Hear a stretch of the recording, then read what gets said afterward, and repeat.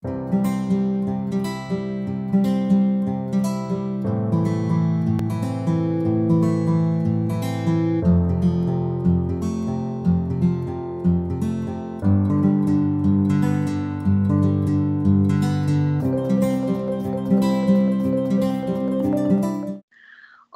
pessoal! Se você ainda não viu o vídeo anterior, corre lá, que está muito legal. Mas agora nós vamos falar um pouquinho mais aprofundado aí dessa questão do responsável técnico, né? Do médico veterinário responsável técnico. Iniciando, então, por uma pergunta. O que é preciso para ser um médico veterinário responsável técnico? Tá? Então, diversas empresas, elas são obrigadas, por lei, a terem um profissional, né, habilitado, capacitado, para executar as diversas funções que a Marcela vai contar para nós daqui a pouquinho. E para seguir nessa carreira, né, algumas competências são fundamentais. O que tu precisa, então, né? Ter uma formação, ou seja, ser graduado em medicina veterinária. Além disso, já ser inscrito no conselho da classe, né, no CRMV, que a gente sabe que deve ser regional mesmo, né? E tem uma questão relacionada a isso, né, Marcela? Sim, Carol. Tem a questão do perímetro de atuação do responsável técnico, porque o responsável técnico é o profissional que ele precisa estar presente no estabelecimento. Essa questão de assinar e eu não compareço, isso não, tu não tem como te responsabilizar por um local que tu não está nem frequentando. Né? Então, a gente precisa ser justo e honesto em relação a isso. E para conseguir estar presente nos teus estabelecimentos que tu é responsável, porque tu pode sim ser responsável técnico de mais de um estabelecimento, as regionais, por exemplo, os CRMVs de cada estado, as suas regras limitam a quilometragem, por exemplo, a distância entre a tua residência e o local que tu vai ser RT, né? Então, tem que se atentar às regras do CRMV que você está cadastrado. Eu não sei dizer se todos eles têm um padrão, mas eu sei que aqui em Santa Catarina a gente tem uma quilometragem determinada, até porque, por exemplo, assim, ó, o oeste de Santa Catarina, os municípios são mais próximos. Agora, tu CRT num estado do Mato Grosso da vida, que as distâncias são muito grandes, eu não sei como é que fica. É possível que tenha alguma divergência nesse valor da quilometragem. Além dessa questão do ser inscrito no conselho, né, você precisa, após firmar, né, a sua contratação, cadastrar, né, a anotação responsável técnica, que é denominada, né, ART. Né? Além disso, você vai observar aí diversos detalhes que possam alterar o resultado final, né, da atividade e conhecer a fundo, né, obviamente, a atuação que tu está trabalhando, quanto à legislação vigente, né? Então, isso também vai mudar um pouquinho em relação a estados, né? Isso, exatamente. A gente atende aí a legislação federal, né, RISPO e tal, que é sempre base para muita coisa, mas até o registro do estabelecimento que tu está atendendo como RT, ele pode ter uma fiscalização municipal, estadual ou federal, né? Se tu é RT de um grande frigorífico, por exemplo, tu vai te submeter à legislação do CIF, né? Supermercados, geralmente é municipal, alguns estadual, né? Então, tu tem que cuidar isso aí. Né? Então, de certa forma, o técnico médico veterinário, né, ele deve trabalhar em concordância aí com os órgãos de fiscalização e o controle também, né, de endemias, surtos e enfim. Então, a execução dessas ações aí de vigilância sanitária e também epidemiológica, né, estar de acordo com a realidade aí de cada localidade. Né? Mas, Marcela, como que o veterinário vai executar a garantia dessa responsabilidade, né? Que é um fardo bem grande, né? Para nós que somos aí responsáveis. Então, de certa forma, né? Vai depender de seguir protocolos, né? Amplamente regulamentados, né? Exatamente. Esses protocolos, Carol, a gente costuma chamar de programas de autocontrole. Porque ao elaborar, implementar e monitorar é a função do veterinário, né, dentro com os programas de autocontrole. Então, se tu chega num estabelecimento que ainda não tem, tu é RT, tu passa a ser RT e ele ainda não tem programa de autocontrole estabelecido, é tua responsabilidade implementar. Então, elabora, pede auxílio, conversa com os colegas, né?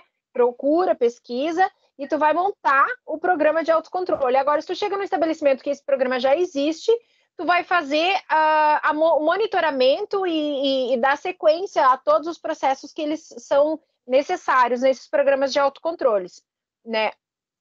E aí, dentro desses programas, existem alguns bem famosos, alguns nomes famosos aí, né? Uhum. Temos que começar pelas boas práticas de fabricação, que a gente chama de BPF. Boas práticas de fabricação é todo um conjunto de orientações a respeito de como proceder em um ambiente de manipulação de alimento, de produção de alimento, né? Então, a gente vai desde o mais básico, desde a higiene do operador, de todo mundo que entra ali, a questão de não ter unhas pintadas, cabelo amarrado, barba feita, usar a touca, né? A questão da higiene dos uniformes, ainda são boas práticas, né, de fabricação ou de higiene dentro desse processo. A questão de não tocar nariz, não, né, a questão de espirrar ou coçar o cabelo, né, tem uma série de detalhes, de orientações. Ainda dentro das boas práticas de fabricação, a questão do cuidado de higienização dos materiais, né? Como diz o termo, são boas práticas, são práticas fundamentais para que se tenha sucesso na segurança e na qualidade daquele produto. Eu entendo. Mas dentro dessas existem outras, né? Então vai ter os procedimentos. Na verdade, em conjunto com as boas práticas de fabricação e até para que elas possam andar facilmente, a gente tem outros programas.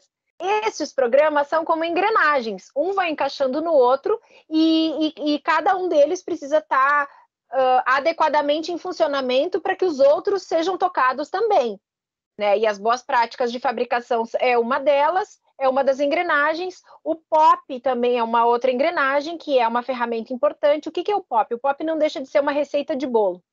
Para tudo que tu for fazer ali dentro, no ambiente de manipulação de alimento, de produção de alimento, você tem um POP. Então, por exemplo, assim, veja um corte de carne. Como que se corta a picanha?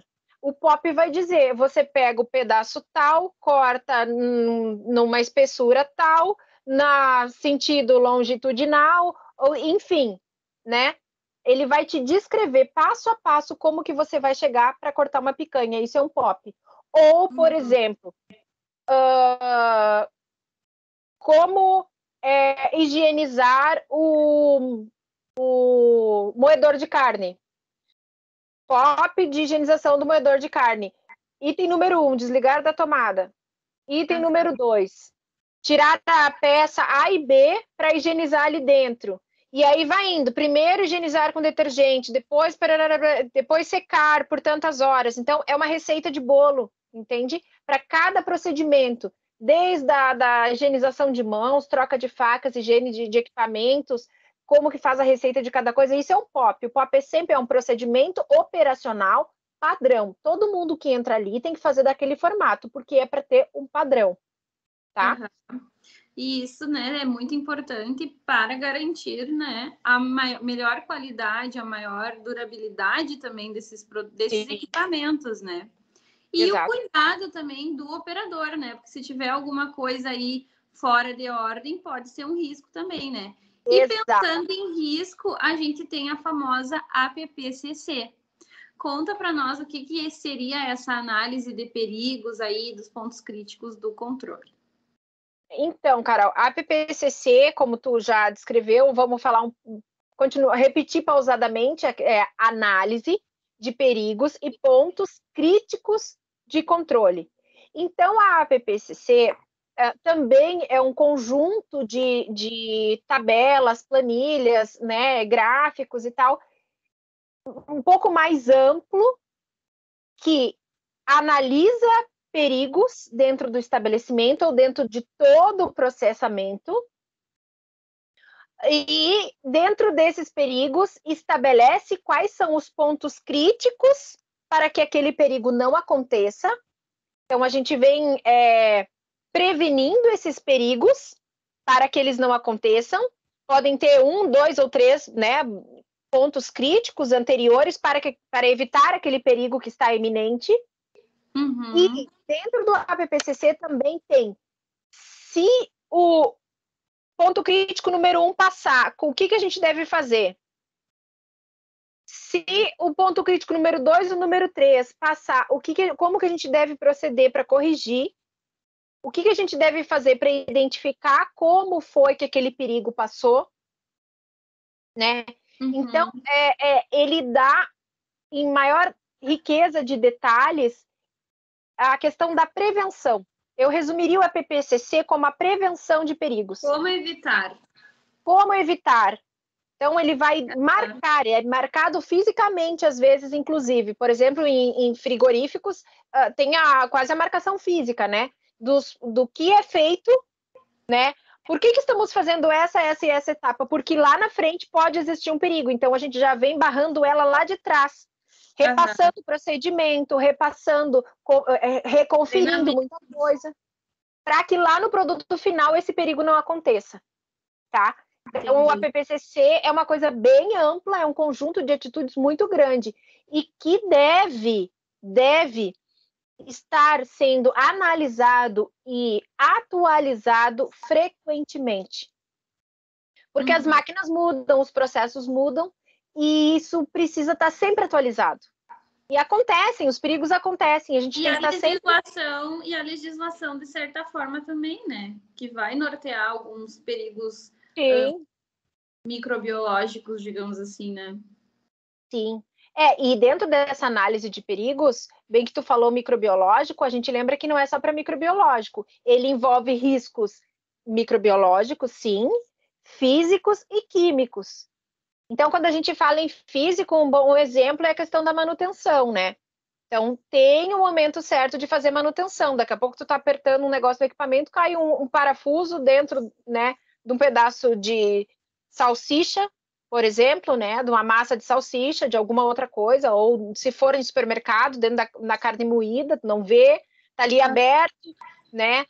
A gente tem todo esse procedimento, fecha, né, a bacia que tu tá usando, né? Mas a manutenção não pode ser feita no mesmo horário. A questão dos perigos químicos, de produto de higienização, de limpeza e outros, né? Que tem que estar sempre longe, não pode ter contato. Questão da manutenção, não vai produto aberto e manutenção junto, não funciona. Óleo de máquina, alguma coisa cai, né? Então, tudo isso envolve. Então, a PPCC é um programa muito amplo que envolve o POP, envolve as boas práticas de fabricação, envolve o PPHO. O que é o PPHO? É um procedimento padrão de higiene operacional, né? Então, tudo que envolve operacional e higiene tem um padrão, né? Tem uma receita de bolo, uma fórmula.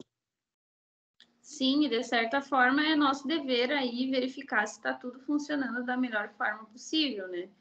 E Exato. A gente sabe, né, Marcela, que não adianta higienizar, né, se a água, muitas vezes, que tu está utilizando está contaminada, né? Então, a questão também de garantir a qualidade da água é muito importante e é papel também do responsável técnico verificar, monitorar se está tudo ok com a água também, né?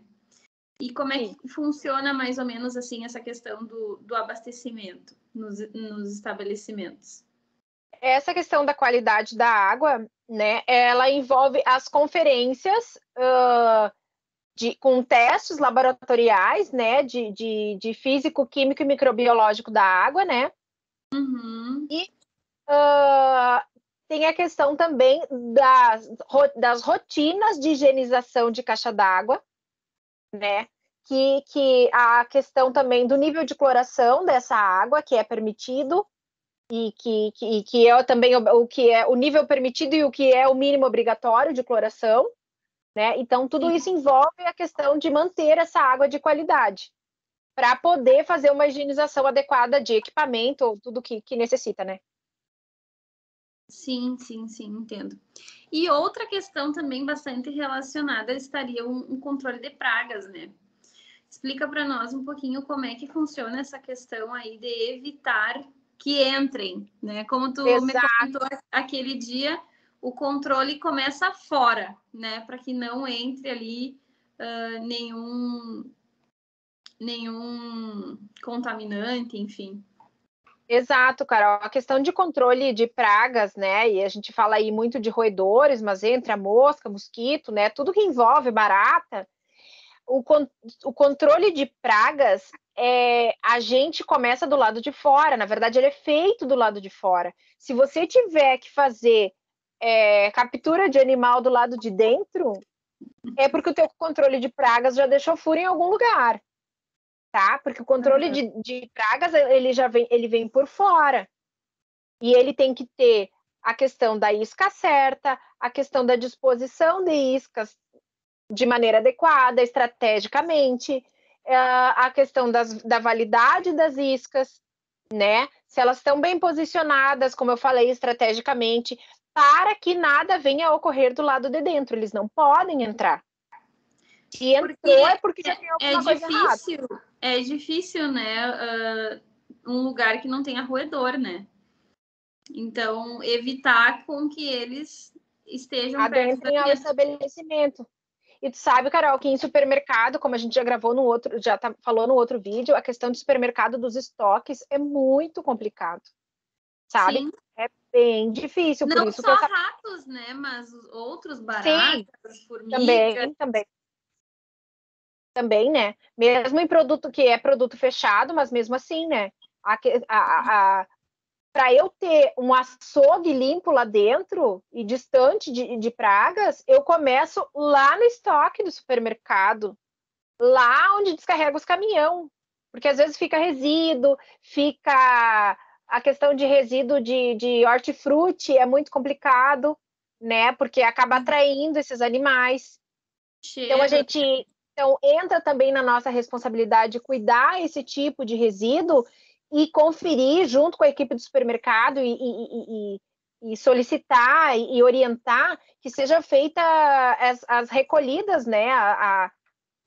O descarte desse animal desse material, desse resíduo de hortifruti com uma periodicidade bastante curta, tá? Porque às vezes 3 vezes na semana não é suficiente, porque acumula, ficou de um dia para o outro, já chama bicho, entendeu? Então tem esse. Então, para a gente falar de RT de supermercado, a gente acha que vai ficar só dentro do açougue? Não, eu começo pelo pátio.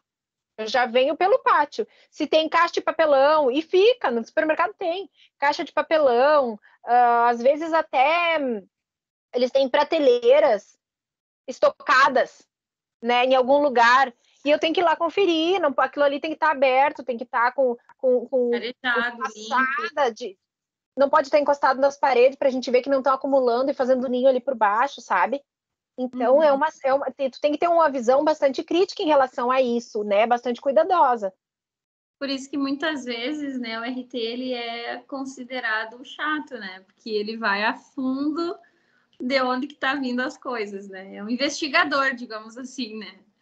É o investigador, ele é o chato da equipe, mas é muito mais chato quando precisa vir o fiscal e a gente já presenciou situações assim, né? Já ficou sabendo e tal, e vem o fiscal e recolhe um monte de produto e dá um baita de um prejuízo para a empresa. Por um detalhe, por um erro que poderia ter sido evitado. Então, essa é a função do RT ali dentro, evitar esses procedimentos, e aí quebra para todo mundo, porque quando tu vai fazer a questão do relatório de perdas de produto, os colaboradores, os funcionários, eles também têm meta de perda de produto, né? E aí, então, é melhor, eu acho, que o RT ser chato do que perder produto e cair a meta de todo mundo. Sim, é real, é real. Marcela, outra coisa que remete ao RT, né? Estar com um termômetro apontado para as gôndolas. Como é que é feito, né, esse controle de temperatura aí e esse amor pelos termômetros? Sim, a gente tem um amor pelos termômetros, sim. a gente tem, né, 2, 3 tipos de termômetros, que tem os móveis, que a gente usa ali naquelas ilhas de congelados, né? Que é rotina, né? Rotina. Então, como eu digo, o veterinário tem muito o que fazer dentro do supermercado. Então, já passa conferindo a temperatura das ilhas de congelados, balcões de refrigerados, porque cada um tem uma legislação de temperatura exigida específica, né? E também porque a perda, né, da temperatura nesses balcões aí está inteiramente ligada com a perda do produto, né? Se Sim, passar ali de um tempo, já vai estragar. E é bem comum tu ver muitas vezes no supermercado um problema com resfriador e todo mundo tirando para colocar em outro que ainda tá bom e acontece, né? São coisas que acontecem. Problemas por falta muitas vezes de manutenção, né? Exato. A manutenção também está contemplada nos programas de autocontrole, a conferência da manutenção, né? A gente tem a questão da aferição, calibração dos equipamentos, né? E o controle de temperatura também está nos termômetros fixos dentro das câmaras frias, que a gente vai, passa lá, confere e anota, né? Para tudo isso que a gente está falando, tem uma planilha, tá? Planilhas. Sim, muitas planilhas. Várias planilhas. E não adianta, porque para qualquer conferência ou autocontrole, como, né, para ser, tu tem que ter registro. Então, eu sou o RT, eu passei lá, eu conferi tudo, estava tudo certo, sim, mas onde é que tu registrou? Tá? Então, quem tem intenção de ser RT tem que se acostumar com a questão do registro. O registro é muito importante, não só o teu, mas como da equipe, porque tu não vai estar dioturnamente dentro do supermercado. Passa para ver se está tudo funcionando. Tu tem que, inclusive nisso, nos treinamentos aos colaboradores, alguém vai também fazer as 5, 6 ou 10 conferências de temperatura no dia e tu confere o que ele anotou, né? E aí tu vem batendo em cima com o termômetro de novo para ver se está fechando com aquilo que ele anotou, né? Então tem uma série de fatores aí que são indispensáveis, né? Porque a carga horária, muitas vezes, do RT não é 40 horas, né? Exato, Carol. Assim, então, é difícil o cliente, né, ou o estabelecimento que te contrata por um período muito grande.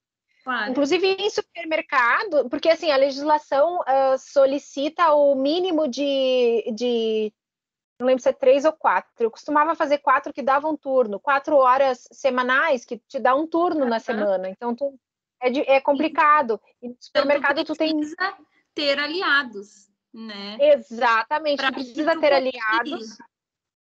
Tu precisa provar para o supermercado que tu é imprescindível ali dentro, porque o dono, né, os gestores, às vezes eles têm uma outra visão da administração, né? Quando tu mostra que a quebra de produto, que a deterioração de produto, tudo isso afeta o bolso dele e a satisfação do cliente dele, e que tem tudo isso, porque às vezes ele não tem essa noção de que a questão da temperatura, a maioria sabe, mas assim, detalhes de que precisa ser tão rigoroso, precisa ter alguém em cima sempre, né? É você que tem que mostrar para ele isso, né? Porque é a tua função técnica mostrar essa necessidade. Né? Então, como tu falou, tem que ter aliados. Temos que ter aliados. E além disso, né, também voltada ali à atuação, claro que não vamos falar de toda, né, mas alguns pontos principais, a gente também trabalha com a rastreabilidade da cadeia produtiva. Mas na prática, Marcelo, o que significa isso? Carol, esse é um ponto muito importante, que às vezes acaba passando. A questão da rastreabilidade primeiramente, não entra no supermercado, parece uma coisa assim, básica, mas às vezes passa. Acontece. Não, acontece. É raro, mas acontece. A questão de produto entrar, às vezes sem nota fiscal, às vezes com nota fiscal sem fiscalização, o estabelecimento não tem fiscalização. Então, assim, é uma série de, às vezes, de jogada e de interesses e tal, mas é imprescindível que toda carne, todo produto de origem animal que esteja sendo comercializado seja oriundo de um outro estabelecimento ou de um fornecedor que tenha a questão que seja com nota e que tenha a questão da fiscalização muito bem organizada. Então, tem que ser um estabelecimento registrado no, né, ou no estado, ou no município, ou no federal, conforme a intenção dele de comercialização, e que essa carne... Às vezes é um produto regional também, né? Que não, que pode ser um produto regional, mas esse produto regional, por exemplo, se é de dentro do município, tá? Eu tenho um abatedouro municipal e o meu mercado também só vai vender dentro do município, eu preciso ter o SIM, que é o Sistema de Inspeção Municipal. É o mínimo que eu posso ter. Queijos, né, também. Em municípios menores, né? Claro, tem muito. E tem muito. É muito importante essa questão, principalmente em pequenos municípios, né? Que a gente sabe que tem muita produção familiar, né? Então, exato, quem está aí em municípios pequenos, ter essa atenção aí de fiscalizar e de rastrear e de ser efetivo, né? Nesses produtos locais, né? E o que não impede, Carol, de você contribuir ainda mais. Porque às vezes é falta de orientação mesmo. Então, não é que o seu queijo... não é que um queijo da produção familiar não entra aqui. Não. Vamos nos organizar. Eu te ajudo, inclusive, a organizar. Também pode ter, né, um papel do responsável técnico lá na fabricação do queijo, na fabricação da linguiça. Entendi. Não é que o seu produto não é bem-vindo aqui, é diferente. A gente precisa só adequar ele à legislação, e aí a questão de identificação no rótulo. Eu posso lhe fazer uma visita, e aí tu como veterinário, já aproveita e já oferece o serviço para o próximo. E aí, com esses detalhes, o senhor vai poder vender não só para nós, mas para mais gente, para mais localidades, daqui a pouco expandir para o município vizinho, né? Aumentar a sua produção, mesmo que familiar, porque às vezes tem famílias muito bem organizadas que conseguem tudo isso, ou mais, né? Com certeza. E também falando nessa questão aí de expandir, né? E ter aliados, a capacitação e o treinamento, né? Que foi uma das coisas que a gente comentou bastante no outro vídeo. Mas eu queria entender um pouco na prática como é que seria organizar um treinamento desses funcionários e colaboradores. Carol, é uma parte que dá algumas horas de trabalho. E uma coisa, né, Marcela, não precisa estar inteiramente linkada com o responsável técnico, né? Pode ser uma consultoria, pode ser específico um treinamento, né? Tipo, eu notei que tem um ponto aqui que tá precisando de uma atenção maior. Vamos voltar e fazer um treinamento nisso. Isso também vai dar valor no teu trabalho, né? Claro, na verdade, tá dentro da responsabilidade do veterinário responsável técnico a rotina de treinamentos. Sim. Mas ele pode ter assumido e ter vindo de uma outra área e no início da atividade não ter esse know-how todo e convidar um colega para dar uma consultoria. Pode sim, sem problema nenhum. Desde que ele providencie como responsável a solução para aquilo ali que ele precisa atender, né? E se o proprietário tiver a fim de bancar, entra também na parceria. Eu acho que é bem isso, né? Solucionar problemas. Eu acredito que é isso que o mercado está buscando. E juntamente disso, essa questão de gestão de pessoas, né? Que é uma coisa que a gente ouve falar bastante disso. Sim, nós somos veterinários, a gente tinha na cabeça lá no início da faculdade que a gente ia lidar com bicho, mas não é só isso, né? A gente tem que aprender a gerir as emoções das pessoas que a gente trabalha também, saber quando falar, saber quando não falar, né? Ter o tom ali é muito importante. Carol, quem trabalha também nesses grandes frigoríficos, nessas grandes indústrias, laticínios grandes, a gente lida com muita gente o tempo inteiro. Eu queria que tu comentasse um pouquinho do programa de recolhimento, né, e o recall dos produtos. Em que situações que isso acontece né? E como que é o procedimento aí, principalmente nos supermercados, né? Carol, o programa de recolhimento ou recall de produtos, ele também está contemplado dentro dos perigos, né, do APPCC, que é quando, infelizmente, os perigos se estenderam e as barreiras não foram suficientes e chegaram, né, até o recall, né, chegaram até o consumidor. Então, foi identificado algum problema no produto e aí, então, tem todo um procedimento de identificação e de recolhimento, inclusive dentro dos supermercados ou de qualquer outro estabelecimento, tem as áreas específicas para depósito dos produtos que estão sendo recolhidos, né? Porque esses produtos têm que, assim como todas as outras etapas ou especificações, a melhor comunicação dentro do supermercado ou dentro dos estabelecimentos, assim, para procedimentos, é a questão da identificação, né, de todo o procedimento. Então, produto em uso, bota a data, que foi aberto. Então, com os produtos recolhidos por algum defeito, algum problema identificado, eles também têm que ser devidamente identificados, depositados em local adequado. Por exemplo, se eu identifiquei um produto que eu preciso de recall em carnes do lote tal que foram processadas em tal dia, eu não posso deixar essas carnes depositadas de qualquer maneira. Elas, mesmo sendo recall, tem que estar refrigerada, identificada, isolada, para que não seja confundida com um produto que possa ser utilizado e acabar voltando para a gôndola, né? Sim, então, a questão do recall... E além disso, né, também a questão de recolhimento está muito ligada, de repente passa alguém, vê um produto ali que, poxa, tá fechadinho, tá... por que tá aqui, né? E chega a vir consumir, olha o problema que dá isso aí, né? Imaginando uma situação hipotética, seria um baita problema. E é aquela questão também relacionada a perdas, né?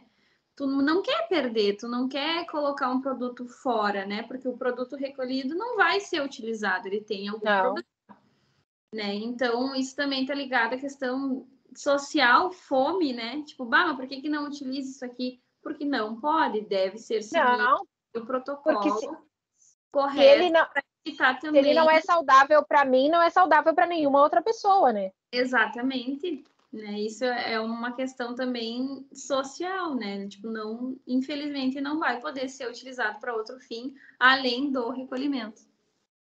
E dentro de um supermercado, as possibilidades, né, são... Não, a gente tem coisa que a gente nem prevê às vezes, né? Então, por exemplo, estão lá as bandejinhas, daqui a pouco estoura uma lâmpada ou, sei lá, um cliente bate sem querer, quebra um vidro do armário, do balcão ali, né, da gôndola, em cima dos produtos que estavam ali. Tu vai recolher aquele produto, porque ainda mais vidro, entende? E tem muita coisa que envolve os riscos. E pode passar alguma coisa, entende? Então, esses produtos, o recall, ele é tanto quando já saiu do supermercado para fora, quanto o próprio recolhimento de produto da gôndola. Tá na gôndola, a gente identificou algum problema e recolhe, e já tem que ser isolado e identificado em algum lugar, né? Joia, Marcela, eu acho que finalizamos por aqui a nossa conversa de hoje. E agradecer ao pessoal aí, o pessoal que está saindo da faculdade, que está na graduação, né, que está nos acompanhando. E como a Marcela falou no vídeo anterior, né, comentem, deixem coisas que vocês têm dúvidas, temas para próximos vídeos aqui no canal e também no nosso podcast. E finalizamos, então, com um agradecimento geral aí ao pessoal que está nos acompanhando e a ti, Marcela, por estar aqui, né, transmitindo essas informações, as suas vivências, né, como médica veterinária, responsável técnica. E até mais, pessoal. Tudo de bom para vocês. Curtam, inscrevam-se no canal e logo mais a gente traz outros conteúdos. É isso aí. Tchau, tchau. Um abraço.